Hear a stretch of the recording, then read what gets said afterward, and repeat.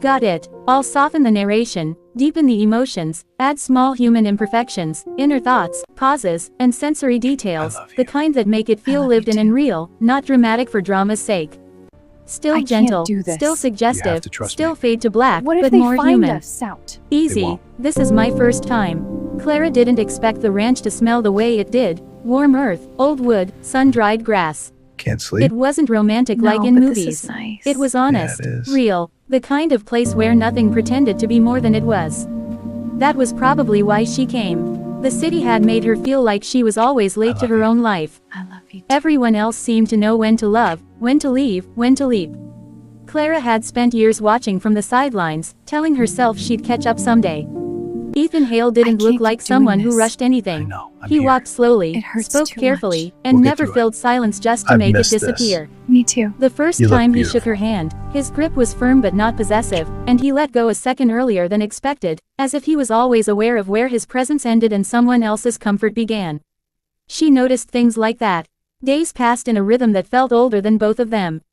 Mornings started early. Work was physical, sometimes exhausting, sometimes quietly satisfying. Clara's hands blistered, her muscles ached, and for the first time in years, she slept without her thoughts racing ahead of her. Ethan checked in on her without hovering.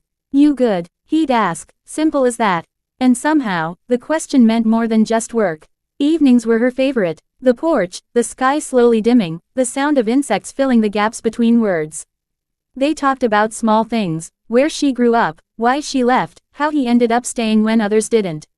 He never pried. She never felt examined, but there were moments, lingering looks, hands brushing by accident and not moving away fast enough. Clara felt them like a quiet question hanging in the air. She didn't trust herself to answer it right away. The night it happened didn't feel planned. The others had gone inside. The air was thick with summer warmth, the kind that sticks to your skin. Ethan leaned on the fence beside her, close enough that she could feel his presence without him touching her. "You okay?" he asked again. She swallowed. "Yeah, I think so." The truth sat heavy in her chest. She was tired of being careful in ways that only kept her lonely. Tired of waiting for perfect conditions that never came. She turned to him, heart pounding. "Easy, this is my first time." The words felt exposed once they left her mouth. Vulnerable, real. Ethan didn't smile. He didn't tease. He didn't move closer right away. Instead, his expression softened, like he understood exactly how much that admission cost her. "Then we don't rush," he said quietly. "And we stop the second you want to." That was it. No speech. No promise he couldn't keep. She nodded, unable to trust her voice. When he reached for her hand, he did it slowly, like he was giving her time to pull away. She didn't. His palm was warm, rough from work, steady in a way that made her chest loosen. Inside the house, the light was low. The walls creaked softly, like they were used to holding secrets. Ethan paused again, searching her face, checking, not assuming. She stepped forward this time. The kiss wasn't urgent. It was careful, almost tentative, like both of them were learning something new in the same moment. Clara felt nervous, yes, but also safe. More than safe. Seen. "It'll be over quick," he whispered, meaning something gentler than the words sounded.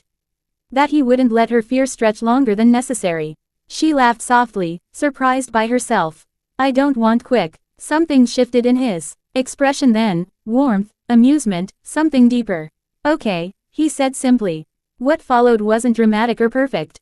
There were pauses, quiet reassurances, moments where she laughed at herself and moments where she had to breathe through nerves. Ethan stayed present through all of it. He listened, not just to her words, but to her body, her hesitation, her trust. That was what stayed with her most. Later, lying beside him, the world felt calmer than it ever had. Not because something had ended, but because something had finally begun. She didn't feel like she'd crossed a finish line. She felt like she'd stepped into herself. Ethan lay staring at the ceiling, thoughtful, one arm resting near hers without claiming her.